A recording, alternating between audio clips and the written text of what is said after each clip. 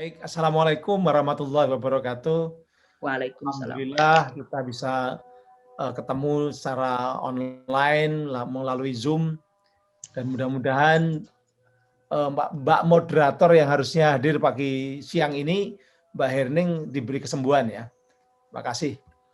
Jadi teman-teman, pagi ini atau siang ini saya diminta bicara mengenai persoalan etika komunikasi yang dikaitkan dengan politik atau etika komunikasi dalam kepentingan politik. Kita tahu bahwa di era digital ini terjadi perubahan-perubahan. Perubahannya salah satunya kalau kita ngomong tentang komunikasi dan terkait dengan politik ya, salah satunya perubahan yang paling kelihatan adalah di persoalan komunikasi politik atau konsep komunikasi politik sekarang. Dulu yang namanya komunikator politik itu ya para politisi saja, atau katakanlah kalangan profesional, wartawan begitu, dan kalangan aktivis. Hanya 3 itu. Sekarang aktivis itu bertambah variannya, komunikator profesional juga bertambah variannya, karena kalau dulu komunikator profesional itu mungkin hanya sekedar juru bicara, kemudian humas politik, kemudian wartawan. Sekarang yang namanya buzzer juga sudah menjadi komunikator profesional. Yang namanya buzzer, yang namanya influencer, yang namanya katakanlah mereka-mereka yang sekarang menjadi cyber army gitu ya, menggerakkan cyber army, macam-macam itu berkembang sangat luas. Pesan politik pun juga sekarang berkembang sangat luas. Media juga berkembang sangat luas. Karena apa? Media tidak lagi hanya sekedar media massa, tapi sekarang semua orang bisa membuat media atau menjadi bagian dari medianya sendiri. Kita bisa bikin akun sendiri, bisa bikin YouTube sendiri, kita bisa bikin akun Instagram, yang semua itu nanti bisa menjadi bagian dari sebuah proses politik. Sekarang boleh dikatakan kalau di dunia teknologi ada 4.0, ada perubahan revolusi industri 4.0, politik pun juga berkembang, bergerak menjadi lebih digital. Jadi ada transformasi digital di bidang politik. Itu yang terjadi. Makanya sekarang yang terjadi adalah ketika semua ada atau bertransformasi ke dunia digital, politik pun semakin partisipatif. Semua orang bisa terlibat di dalam konteks komunikasi politik. Semua orang bisa terlibat di dalam konteks menyebarkan pesan-pesan politik, bahkan dalam konteks sekarang ini boleh disebut sebagai perang komunikasi politik. Itu yang ditulis oleh W. Singer ya, si Peter Singer, Peter W. Singer itu menulis bahwa sekarang itu era yang namanya like war, seperti perang gitu. Dunia komunikasi media yang ada di dunia digital, media sosial, itu sudah seperti perang. Like war, the weaponization of social media. Social media udah menjadi weapons, menjadi senjata. Di situ ada yang namanya tadi cyber troop, ada yang namanya cyber army, ada yang namanya sering kita sebut sebagai buzzer dan lain-lain. Pada dasarnya mereka adalah pelaku-pelaku perang atau bagian dari partisipan-partisipan komunikasi yang berperang di dunia media sosial. Anda bayangkan di Indonesia pengguna internetnya sudah 202,6 juta. Pengguna media sosialnya 170 juta. Kalau 170 juta itu setiap orang nge-tweet saja atau setiap orang bikin status di Facebook atau di Instagram, ada berapa ratus juta yang lalu lalang di media sosial kita, di internet kita. Itulah yang terjadi. Jadi kenapa semakin gaduh, kenapa semakin kadang-kadang juga banyak persoalan, konflik-konflik.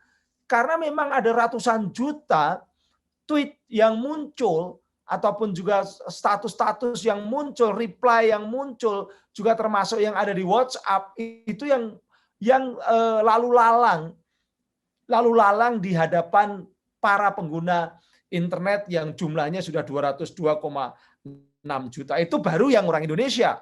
Gimana kalau juga orang-orang asing? Dan kita tahu bahwa di era digital semua orang bisa jadi komunikator. Semua orang bisa menjadi pemroduksi pesan, bisa jadi pengamat, sekaligus jadi media. Jadi kalau Anda memforward tulisan saya yang tadi pagi dimuat di Kompas, kebetulan tadi pagi tulisan saya dimuat di Kompas di halaman utamanya ya. Kalau Anda memforward itu, berarti Anda jadi media saya. Kalau Anda memforward tweet-tweet saya, Anda menjadi media juga. Jadi kita bisa jadi media, bisa jadi komunikator, bisa menjadi khalayak, bisa menjadi komentator, bisa jadi siapapun.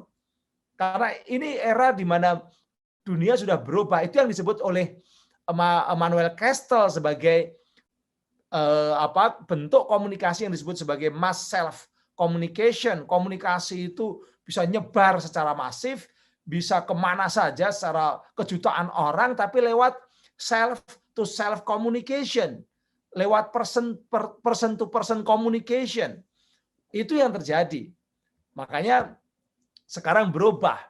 Teknologi telah mempengaruhi perubahan-perubahan kehidupan yang kita sering kenal sebagai determinisme technological theory, ya, teori yang terkait dengan bahwa teori yang mengatakan bahwa teknologi itu menentukan kehidupan.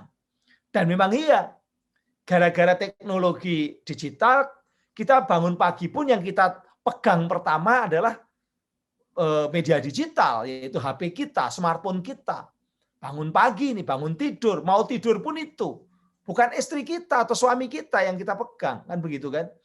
Ini yang jadi perubahan. Dulu nggak ada. Dulu sedekat-dekatnya dengan televisi nggak ada yang ngelonin televisi. Tapi kalau sekarang banyak yang ngelonin HP-nya, smartphone-nya, nggak jauh-jauh. Kalau jauh dari smartphone-nya ada sesuatu yang kurang. Nah ini ada perubahan. Kenapa? Karena semua aktivitas kita, semua kebutuhan kita boleh dikatakan mulai banyak yang dipenuhi oleh teknologi yang ada di smartphone itu. Akhirnya terjadilah perubahan-perubahan. Perubahan di tingkat individu, bisa juga perubahan di tingkat etno atau komunitas, kemudian juga berubah di tingkat masyarakat, berubah pula di tingkat negara, berubah pula di tingkat dunia. Itu karena teknologi. Itu yang disebut sebagai technological determinism theory. Nah, dalam konteks politik juga demikian.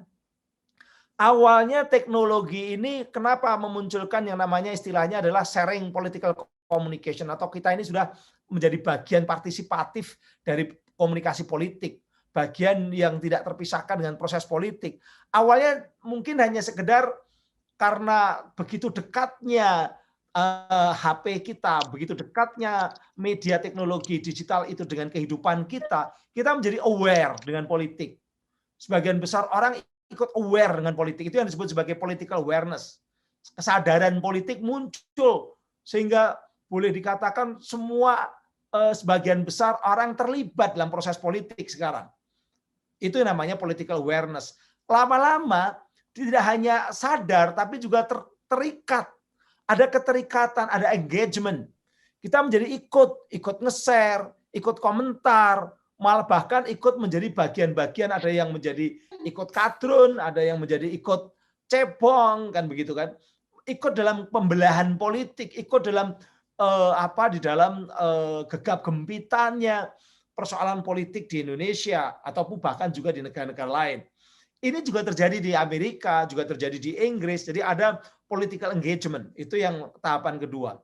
Tahapan ketiganya, akhirnya apa? Ketika sudah terengage di situ, terikat, masuk, terlibat di situ, muncul kita menjadi aktivis politik. Semua yang memiliki HP ikut menjadi pelaku komunikasi politik, menjadi aktivis politik. Makanya ada buzzer RP, ada yang disebut sebagai cyber troop dan sebagainya. Itu aktivis-aktivis politik. Itu yang terlibat gitu ya. Nah, ini yang menyebabkan bahwa isu-isu politik itu akhirnya menjadi isu-isu yang melibatkan banyak orang. kadang-kadang menyadarkan banyak orang, sekaligus kemudian mengikat ketertarikan banyak orang, kemudian memunculkan aktivisme politik. Itu yang terjadi di masyarakat kita. Ini semua tidak lepas dari teknologi, tapi juga tidak lepas dari adanya namanya media sosial. Boleh dikatakan sebagian besar orang yang 170 juta tadi, catatan yang ada di UN ya, itu mereka aktif di media sosial kita, orang-orang Indonesia. Dan media sosial menjadi tempat aktivitas politik maupun aktivitas sosial, juga aktivitas ekonomi, juga aktivitas macam-macam. Kenapa? Karena memang media sosial lebih cepat dibandingkan dengan media-media yang lain. Apa yang terjadi hari ini, beritanya juga hari ini. Kalau ada sesuatu yang menarik, hari ini langsung viral, gitu kan. Jadi cepat sekali, kecepatan itu menyebabkan kita sangat tertarik dengan media sosial. Tapi tidak hanya itu, kita sendiri bisa eksis di media sosial. Di rumah nggak ada yang memperhatikan, tetangga nggak ada yang kenal, di media sosial di follow banyak orang. Bangga sekali. Ketika statement-statementnya di-share banyak orang, di-like banyak orang, itu menjadi eksistensi kebanggaan yang luar biasa. Tapi kalau foto, makanya banyak orang lalu eksis kan, mau fotonya udah pakai 360, pakai beauty plus, begitu. Itu yang terjadi dengan banyak sekali. Di Instagram, di Facebook, dan lain-lain. Tapi sedih ketika udah pakai beauty plus, nggak ada yang like, gitu kan. Inilah media sosial. Nah, di balik itu, media sosial itu menciptakan yang namanya false truth, kebenaran semu, yaitu kebenaran yang dibentuk oleh kegaduhan-kegaduhan oleh pasukan-pasukan tadi, oleh mereka-mereka yang menjadi ada yang menjadi buzzer, ada yang menjadi cyber army tadi. Bahkan karena menganggap bahwa di media sosial itu terjadi perang komunikasi. Satu orang punya akun lebih dari 5, kadang-kadang begitu, lebih dari 2, berternak akun. Nah, ternak-ternak akun yang berperang inilah yang menciptakan false truth. Seakan-akan kebenaran, tapi sebenarnya itu adalah rekayasa-rekayasa, hasil rekayasa sosial yang dari banyak akun yang memang sebenarnya tidak jujur. Ini kalau kita bicara mengenai etika, false truth ini jelas sesuatu hasil yang di luar etika, gitu ya. Jadi itu yang terjadi. Tapi itulah yang namanya media sosial. Media sosial memang jangan dipercaya karena memang di situ lebih banyak kebenaran-kebenaran semu. Contohnya kenapa seperti itu? Kenapa demikian? Ini yang disebut oleh tadi Peter W. Singer. Peter Singer dalam bukunya yang kedua, kalau buku pertamanya dia nulis tentang dalam buku yang lain ya, itu menulis tentang Ghost Fleet yang mengatakan Indonesia akan bubar tahun 2030, yang ini sempat rame dan viral juga ketika Pilpres dulu. Buku yang berikutnya dia nulis Like War ini. Dia katakan bahwa memang sekarang ini era di mana kekuatan-kekuatan politik itu memandang media sosial itu seperti perang, ajang perang. Maka dipakailah berperang di situ. Dan itu yang terjadi. Ini hasil riset di beberapa negara, tidak hanya di Indonesia, tapi juga terjadi di Timur Tengah, terjadi di Amerika, sehingga lalu kekuatan-kekuatan politik itu selalu mencoba untuk memiliki cyber troop tadi, memiliki pendukung-pendukung dalam perang itu. ISIS itu punya ribuan akun-akun untuk merekrut maupun juga melakukan semacam propaganda supaya bisa menarik sekaligus berperang opini. Ini contoh dia mencoba bagaimana yang namanya ISIS itu kalau mau menyerang suatu kawasan, mau membunuh orang-orang yang sudah menjadi target, dia menyiapkan vlog. Sehingga bukan hanya serangan itu dengan senjata, tapi serangan juga dengan pesan. Sehingga pembunuhan-pembunuhan itu dilakukan melalui vlog. Di-share di YouTube sehingga menjadi bagian dari perang komunikasi. Itulah like war. Bahkan kadangkala tidak hanya sekedar komunikasinya saja yang seperti perang, tetapi jargon-jargon ideologi yang dipakai pun ideologi perang. Jadi situasinya dianggap seperti perang. Sehingga apa? Sehingga kalau orang bunuh diri itu dalam konteks perang tidak ada perang itu orang bunuh diri. Yang ada adalah jihad. Jihad amaliyah, tidak bunuh diri. Karena ini konsep perang.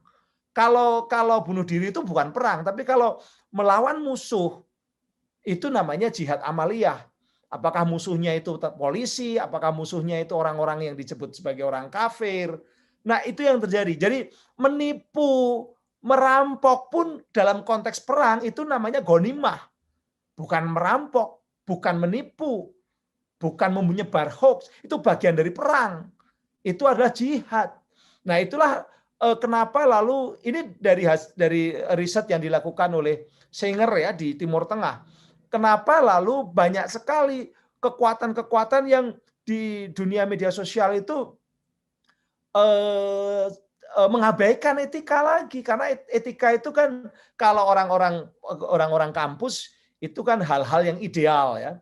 Dia nanti saya tunjukkan etika itu ada di level ideal, harusnya orang itu harus mempertimbangkan moral, mempertimbangkan baik buruk begitu. Tapi ketika dalam kondisi perang, mereka menganggap bahwa boleh perang itu membunuh aja boleh kok, apalagi hanya menipu, apalagi hanya bikin hoax. Nah, itu yang apa menjadi kontroversi kita yang perlu kita bahas. Nah, makanya lalu di dalam era like war itu banyak sekali yang namanya orang-orang yang menjadi cyber army yang tugasnya ada yang buat berita, ada yang mengatur pesan komunikasi, ada yang menyebarkan pesan, ada yang melakukan computational propaganda dengan akun-akun bot, dengan teknologi, memanipulasi opini publik, bahkan juga membuat. Jadi kalau Anda kenapa kok banyak sekali hoax? Ya karena memang perang. Kenapa kok hoaxnya nggak masuk akal? Karena mencoba di dalam perang itu memang seperti itu. Dan itu yang terjadi gitu ya. Bahkan kadangkala bukan hanya pesan yang dilemparkan, tetapi juga menyerang akun-akun tertentu dengan virus. Jadi virus bukan virus COVID-19, tapi ini virus komputer ya, supaya ada malware. Jadi virus malware, virus spyware misalnya seperti itu, atau Trojan virus untuk merusak sistem milik orang lain atau pihak lain, untuk menghack akun orang lain atau pihak lain. Itu yang terjadi.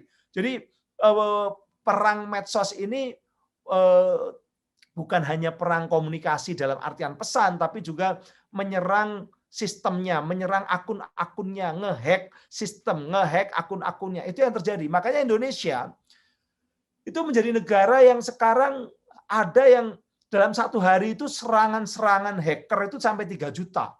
Ini menurut BSSN ya.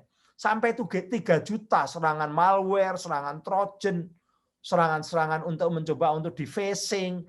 Kadang-kadang kita sedang diskusi seperti ini, tiba-tiba dicoret-coret. Itu namanya defacing. Dicoret-coret gitu, apanya yang presentasi kita. Itu serangan-serangan. Nah, ini contoh lagi misalnya computational propaganda. Ada kelompok-kelompok yang punya akun banyak. Dan akun itu tiba-tiba dia nge-share konten-konten yang sama dalam waktu yang sama. Misalnya ini, seperti ini. Ini Anda baca nih. Ketua BEM UI sekarang setahu saya IPK-nya alhamdulillah cum laude. Sama. Baik itu yang disampaikan oleh Wakil Presiden Uganda maupun Zulfian maupun Hufi, sama persis. Bahkan lebih sebenarnya. Ada ratusan yang di-share secara sama. Tapi orang tidak tahu, bahwa inilah computational propaganda. Jadi di-share dalam waktu yang bersamaan dengan teknologi tertentu untuk supaya memainkan sebuah peran opini, supaya mempengaruhi opini. Nah, kalau kemudian kita hadapi dengan hal-hal secara human, secara kemanusiaan, kita kadang-kadang frustrasi juga menghadapi mesin-mesin, menghadapi akun bot, menghadapi kelompok-kelompok yang memang dalam mindset mereka adalah perang. Itu kalau kita menggunakan teori yang dipakai oleh Peter Singer. Nah, Oxford University dari Inggris, dari UK, itu pernah melakukan riset tahun 2018 dan 2017. Dan betul dia menemukan dalam risetnya di 70 negara menemukan bahwa memang yang namanya buzzer itu ada. Ada ini contoh-contohnya. Hampir semua negara ada buzzer. Ada buzzer di government agencies, ada buzzer di politicians and parties, dari political party ya, di partai politik, ada di private contractor atau private sector, ada di civil society, ada di citizen. Anda lihat ini Indonesia di sebelahnya India ini, di bawahnya India. India dan Indonesia sama-sama ada buzzernya juga, tapi India ada di private contractors atau di sektor privat. Indonesia juga ada, tapi lebih kental India. India di sektor privat dia lebih banyak. Di government agency menurut Oxford, India nggak ada, Indonesia nggak ada juga. Iran ada ini, agak hitam ini. Israel ada. Artinya saya ingin mengatakan bahwa sebenarnya memang yang namanya buzzer itu ada. Cuman kalau Anda percaya sama Oxford, disebutkan Indonesia tidak ada, sama dengan di India. Untuk government agency, tapi ada di political party, di politician, yang punya political party, yang punya politisi, itu yang mengelola menurut surveinya si teman-teman dari Oxford. Nah, karena kondisinya perang ya, yang terprovokasi banyak.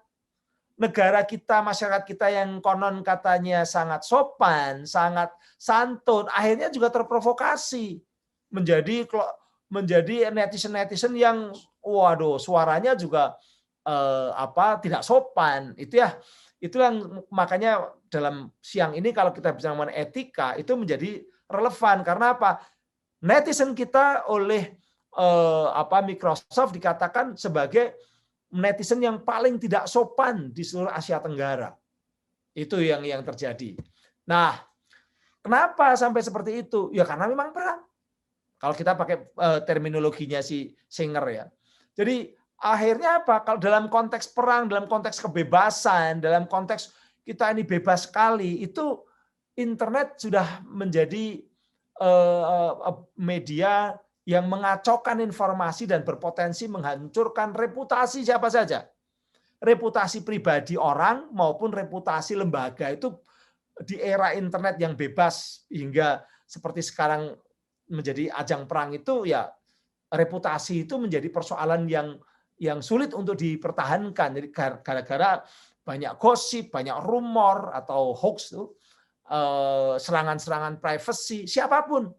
Mau presiden, mau wakil presiden, mau menteri, mau lawan presiden, sama semua akan memiliki resiko untuk dihancurkan reputasinya. Itu menurut Daniel Salove ya. Ini fenomena global, tidak hanya di Indonesia. Nah, persoalannya adalah karena kita ini sangat dekat informasinya menggunakan media sosial, kita lebih banyak mengkonsumsi informasi dari media sosial, maka apa yang ada di bayangan kita, apa yang ada di persepsi kita, apa yang ada di pictures in our head, gambar yang ada di kepala kita, itu terpengaruh oleh media sosial. Padahal perilaku kita, perilaku manusia itu tidak ditentukan oleh realitas, tapi ditentukan oleh the pictures in our head, gambar yang ada di kepala kita tentang realitas. Jadi picture in our head about reality, itu yang mempengaruhi. Ketika Anda mengatakan bahwa COVID-19 ini menurut bayangan Anda tidak berbahaya, ini hanya permainan rumah sakit dan ini hanya gara-gara obat, misalnya begitu ya. Lalu Anda kalau itu kepala Anda seperti itu yang Anda bayangkan, Anda menjadi tidak hati-hati, Anda menjadi tidak mau pakai masker, Anda menjadi malah menantang. Tapi kebalikan, kalau yang ada di kepala Anda bahwa ini serius, ini adalah pandemi global, ini memang berbahaya, apalagi yang varian Delta dan sebagainya, maka Anda menjadi hati-hati. Jadi bayangan yang ada di kepala kita yang dibentuk oleh informasi ini yang dijadikan sasaran dari komunikasi politik yang ada di media-media sosial. Makanya kenapa kok terus-menerus? Dan itu terjadi tidak hanya di Indonesia. Nah, kembali kepada etika.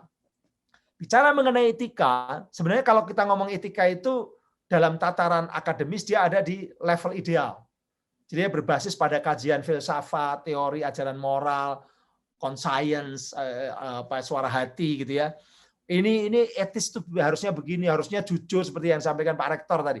Harus jujur, sesuai fakta. Itu namanya level ideal.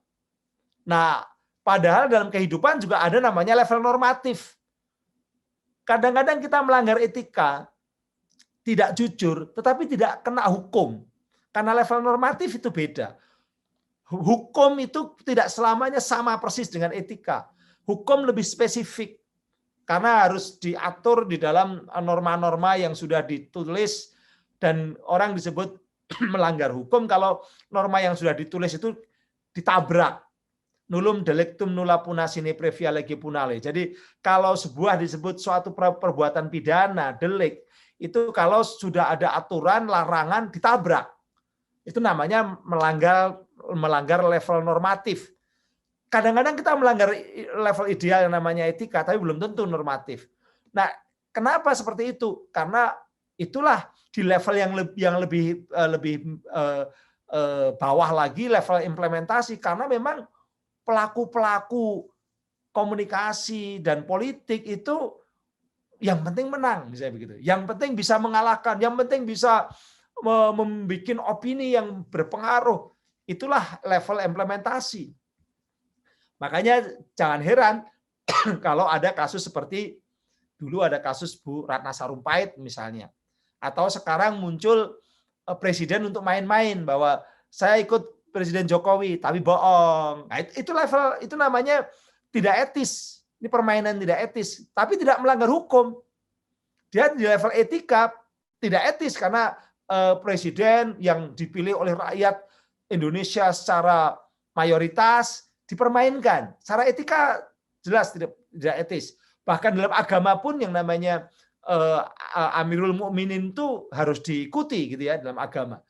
Tapi di dalam level hukum, apalagi hukum positif, undang-undang ITE, boleh berpendapat berbeda, berpendapat yang membuat orang lain itu sebel, misalnya, itu nggak apa-apa, nggak bisa dihukum. Itu level normatifnya seperti itu, dan di level implementasi itu hal biasa main-main seperti itu, gitu kan? Nah ini yang terjadi. Jadi, kenapa seperti itu? Kenapa etika dilanggar? Ya karena memang di era seperti sekarang yang namanya etika komunikasi di tengah orang harus bersaing dengan begitu banyak ratusan juta akun yang lain. Kalau mau eksis ya harus berbeda. Kalau mau berbeda ya supaya viral ya harus aneh-aneh kan begitu kan, untuk mereka-mereka yang tidak bisa kreatif. Tapi kalau kreatif bisa saja membuat pesan-pesannya menjadi viral dan pesan-pesannya menjadi diperhatikan orang. Itu tergantung kreativitas dan kemampuan. Tapi kalau nggak kreatif ya akhirnya yang nyelanggar-langgar etika. Yang penting viral gitu ya. Etikanya dilupakan, bahkan jejak digitalnya dilupakan. Jadi kalau anak-anak muda melanggar etika, kemudian teridentifikasi, itu sebenarnya merugikan dirinya sendiri karena one day nanti mungkin perusahaan-perusahaan yang akan merekrut calon-calon pekerjanya yang dari sarjana-sarjana yang fresh graduate, oh ini dulu kayaknya yang dulu menjelek-jelekan presiden, sama presiden aja ngelawan apalagi sama pimpinan perusahaan, sama pemilik perusahaan. Wah, jangan deh, bisa jadi seperti itu. Jadi bisa jadi terjadi semacam persoalan ke depan karena ada jejak digitalnya. Tapi itu dalam konteks komunikasi politik diabaikan karena memang tidak melanggar hukum. Itu. Nah, apalagi sekarang memang di berbagai negara ini terjadi pembelahan. Terjadi pembelahan. Jadi homo digitalis itu didekatkan dengan algoritma. Kalau kita bermain media sosial, maka kita akan didekatkan oleh algoritma untuk dekat dengan yang sepikiran, yang memiliki sikap-sikap yang mirip-mirip. Anda pecinta sepeda, Anda akan didekatkan dengan para pecinta sepeda. Anda secara politik juga begitu. Anda pecinta presiden dan Anda pecinta lawan presiden, Anda akan didekatkan dengan kelompok-kelompok yang sesuai. Itu algoritma. Selain secara psikologis kita memang memilih. Ya itu. Nah, akhirnya yang terjadi adalah dunia semakin terbelah. Di Amerika ada pembelahan, di Inggris ada pembelahan, di India sekarang juga ada pembelahan, di Indonesia juga ada pembelahan. Dan kita menjadi bagian dari pembelahan-pembelahan itu. Nah, memang pembelahan ini bisa saja sampai kayak seperti yang di Amerika kemarin yang bulan Februari, sampai ada chaos di Washington di mana masyarakat tertentu itu tidak bisa menerima hasil Pilpres yang dimenangkan oleh Biden. Mereka ingin supaya digagalkan. Dia nyerang gedung Kongres. Di negara lain seperti di Suriah, pembelahan lebih parah lagi. Jadi sama-sama agamanya sama, bangsanya sama-sama bangsa Arab, tapi terjadi pembelahan.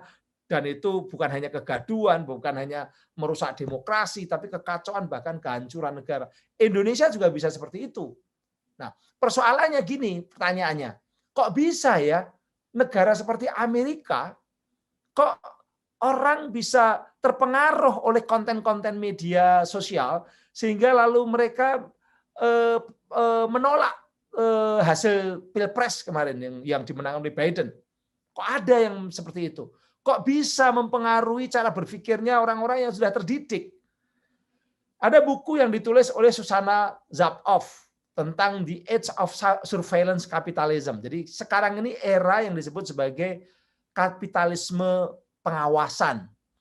Nah, sebenarnya kita ini, manusia di dunia ini, baik di Amerika, di Indonesia, maupun dimanapun, itu sekarang menjadi sebatas komoditas ekonomi yang diawasi oleh kapitalis pengawasan.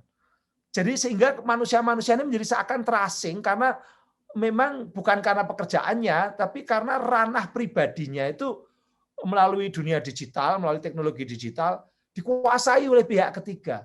Jadi keinginan kita, kesukaan kita, pola komunikasi kita, apa yang menjadi kesukaan kita, informasi yang kita cari dan lain-lain itu diketahui. Siapa yang mengetahui? Yang mengetahui adalah perusahaan-perusahaan global seperti Google, seperti Android, seperti Facebook dan lain-lain itu. Dia tahu tentang pola komunikasi kita, riwayat pencarian penggunaan ponsel pintar kita, tadi pergi kemana, kemarin pergi kemana, itu terekam dalam WhatsApp, dalam Google Map, itu terekam semua. Sehingga akhirnya apa? Jutaan orang, ratusan juta orang itu diketahui pola-polanya, diketahui keinginannya. Itu yang kemudian ketika dia bocor ke pemain-pemain politik, terjadilah Cambridge Analytica di Amerika. Jadi itu yang terjadi. Makanya big data atau tindakan-tindakan kita yang dikumpulkan oleh perusahaan-perusahaan global itu menjadi suatu yang sangat penting, menjadi suatu yang sangat mahal karena bisa untuk memprediksi, bisa untuk memprediksi politik, memprediksi ekonomi. Tahun 2022 kalau Indonesia sudah mulai bangkit lagi misalnya, itu kesukaannya apa? Itu akan ketahuan. Obat apa yang akan disukai, vitamin apa yang dibutuhkan, ketahuan semua. Trennya ketahuan. Nah, itulah kemudian menjadi data yang dipakai untuk kepentingan-kepentingan politik maupun kepentingan ekonomi. Ini yang disebut sebagai reinventing capitalism, bahwa di era digital ini kapitalisme juga yang memainkan. Nah, ini yang kalau gambarnya begini, surveillance capitalism, dunia itu udah diawasi oleh kekuatan-kekuatan global. Dan kekuatan global itu bukan tanpa izin, kadang-kadang kita izinkan dia mengambil data-data kita. Jadi oleh Facebook kita dimintai agree atau not agree gitu ya, persetujuan kalau data-data ini disimpan di dia dan bisa dimanfaatkan untuk kepentingan-kepentingan kita, tapi juga dipakai untuk kepentingan mereka. Kita agree. Akhirnya ya sudah. Makanya kenapa perlu perlindungan data pribadi, karena memang di dunia ini data-data kita ini semakin lama semakin banyak yang secara tidak langsung kita berikan kepada korporasi-korporasi global yang namanya surveillance capitalism itu. Apakah Anda pernah bayar ke WhatsApp? Enggak pernah. Tapi Anda memanfaatkan WhatsApp, dapat duit dari mana WhatsApp itu? Dia juga enggak iklan. Salah satunya adalah dari data-data yang terkumpul dari ratusan juta orang. yang kemudian bisa dikapitalisasi, dipakai untuk kepentingan-kepentingan ekonomi, politik, bisnis, dan lain-lain. Makanya di situ harus diatur. Nah, persoalannya siapa yang ngatur? Apakah yang ngatur juga negara atau yang ngatur lembaga independen? Yang jelas negara itu semakin lemah. Memang ada data yang dikuasai oleh pemerintah, misalnya data kependudukan di Dirjen Dukcapil. Ada data di KPU, data apa ini. Tapi itu data-data statis saja, data jumlah data nama, alamat, kemudian usia begitu ya, NIK-nya statis. Sementara yang aktif, yang spesifik, yang terkait dengan pola-pola komunikasi, kesukaan kita itu ada di korporasi-korporasi global. Terakhir di Amerika beberapa waktu yang lalu, 2 bulan yang lalu, ada gerakan yang namanya Color of Change. Mereka tagarnya adalah Stop Hate for Profit. Mereka ingin supaya perusahaan-perusahaan global seperti Facebook, Twitter itu menghentikan konten-konten isinya adalah hate speech ataupun juga kebencian-kebencian terkait dengan rasisme. Jadi Color of Change ini menuntut diberhentikannya penyebaran konten-konten kebencian ras. Mereka tidak percaya dengan self-regulate yang dibuat oleh Twitter dan Facebook, Google yang seakan-akan memblokir Donald Trump. Seakan-akan memblokir yang namanya gerakan Proud Boys, gerakan rasisme Proud Boys. Mereka mengatakan itu pemblokiran itu hanya strategi PR, strategi public relation yang dibuat oleh perusahaan-perusahaan besar itu. Karena apa? Karena seakan-akan mereka bisa dipercaya untuk menjaga demokrasi dan keadilan. Tapi menurut ini oleh Rashad Robinson, ini tokohnya salah satunya. Tapi kenyataannya itu terjadi polarisasi di Amerika. Terjadi rasisme besar dan polarisasi pembelahan di Amerika. Sama dengan di Indonesia. Polarisasi, dan semakin terpolarisasi kontennya itu semakin memunculkan engagement, orang terlibat semakin banyak. Karena kalau udah namanya ada konflik itu malah yang terlibat semakin banyak, yang tertarik semakin banyak. Ketika tertarik semakin banyak, maka kemudian iklannya menjadi semakin banyak karena semakin tinggi ratingnya, semakin tinggi penggunanya, semakin banyak iklan-iklannya dan datanya juga semakin banyak. Maka mereka minta bahwa negara perlu mengatur konten-konten di media sosial, terutama konten-konten yang dibuat oleh kelompok-kelompok perusahaan-perusahaan global. Nah, ini memang kontroversi, tapi itu yang terjadi di Amerika, termasuk di India. Nah, di Indonesia kita punya undang-undang ITE, tapi yang tadi pagi saya tulis di Kompas, tapi undang-undang ITE ini juga berkali-kali di judicial review oleh teman-teman kita sendiri. Kira-kira demikian, ini persoalan etika menjadi persoalan yang agak sulit karena berada dalam konteks yang perang, konteks yang terkait dengan kapitalisme dan lain-lain. Demikian, terima kasih. Mudah-mudahan berguna. Wabillahi taufiq wal hidayah. Assalamualaikum warahmatullahi wabarakatuh.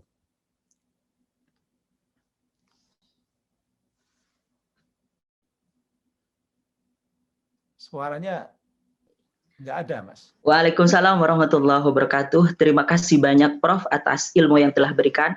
Ini memberikan pengetahuan lebih bagi saya dan terutama untuk para pendengar di sini, gitu, para pemirsa di sini. Sebelumnya, sebelum saya membuka pertanyaan, di sini sudah ada banyak pertanyaan yang muncul di sini. Tapi saya meminta pada semua peserta webinar untuk menghidupkan webcamnya. Kita berfoto bersama untuk kepentingan dokumentasi. Monggo Pak Akbar, kepada semua peserta diharap untuk menghidupkan webcamnya. Oke, monggo Pak Akbar dipandu.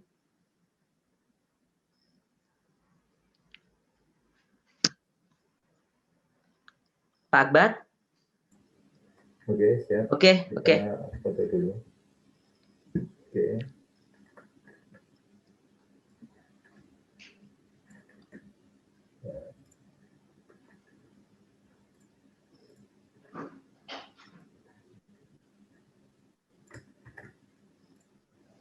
Oke, Selanjutnya, sebentar.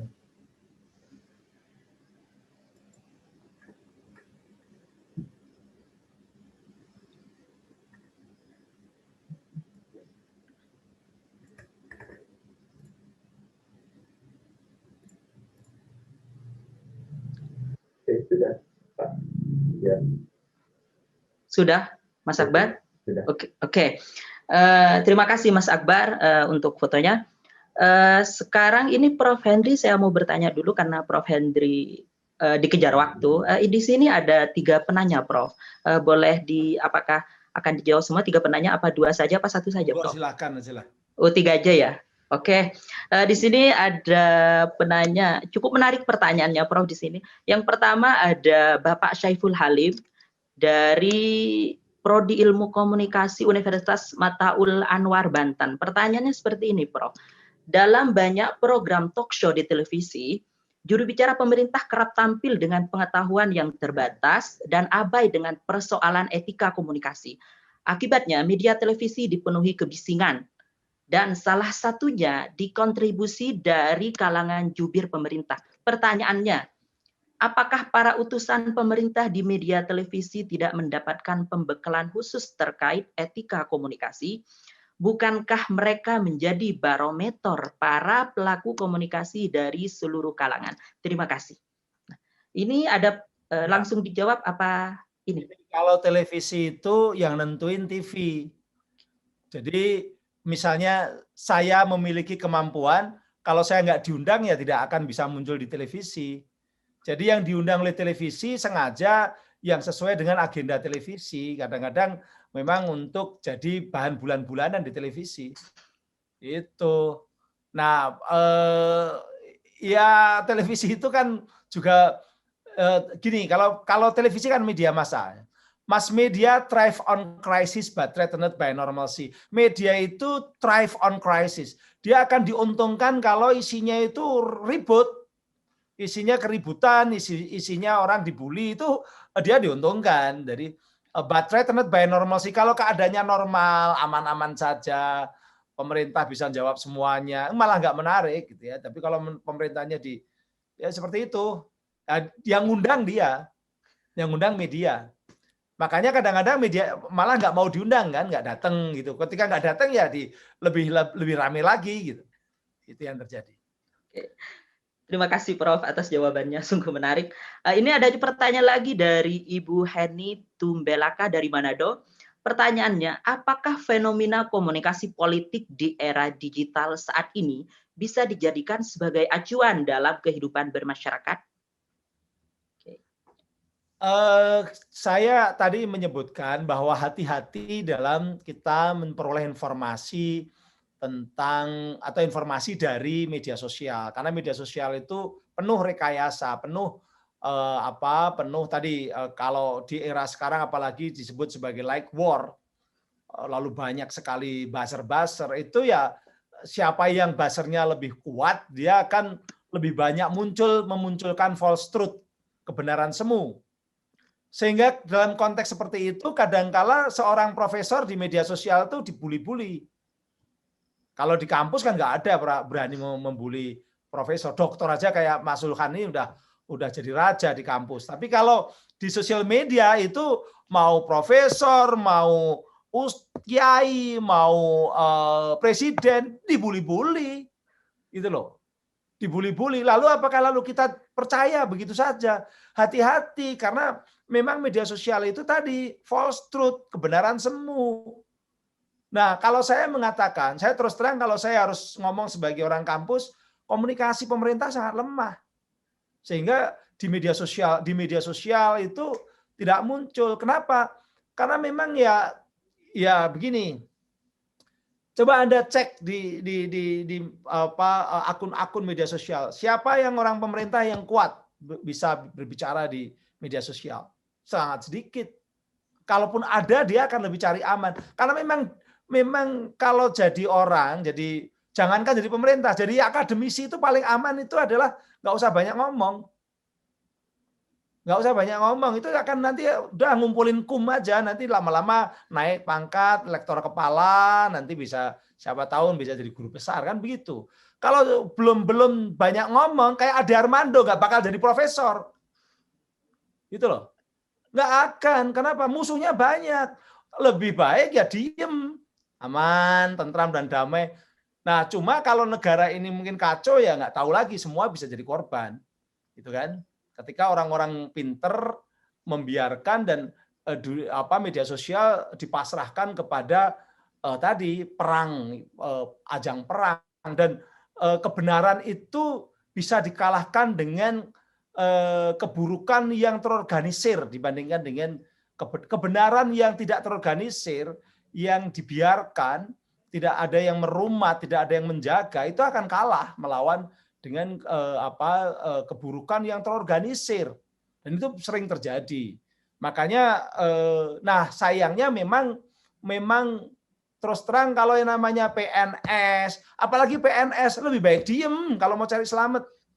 Hanya orang-orang PNS yang agak setengah senting yang dia berani itu, termasuk saya. Itu karena kalau saya udah nggak nyari apa-apa. Udah selesai, mau ngapain? Guru besar sudah, pangkat udah paling tinggi, jabatan di kementerian pernah sampai hampir 15 tahun, udah selesai. Semuanya udah selesai. Tinggal sekarang itu menikmati hidup, cari pahala yang banyak, bermanfaat gitu ya. Ya, kadang-kadang nulis, kadang-kadang bikin tulisan-tulisan, tapi jangan nyerang orang secara pribadi. Yang penting itu, jangan menjelek-jelekan orang secara pribadi. Kita harus menyampaikan kebenaran, karena kebenaran itu tadi, kebenaran itu diperlukan untuk menjaga kebaikan dunia gitu ya. Gitu.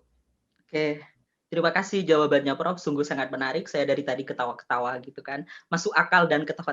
Intinya kita itu diam itu emas gitu ya Prof ya. Nah ini pertanyaan terakhir dari Bapak Aswar Anis. Nah, bagaimana pandangan narasumber terkait fenomena dalam perubahan sosial komunikasi seperti fenomena komunikasi di media sosial yang sekarang, seperti buzzer dan influencer? Nyatanya ini menjadi industri yang berorientasi pada materi, bukan lagi berorientasi pada nilai atau norma yang dalam pandangan filsafat etika ini menjadi nilai yang perlu diprioritaskan.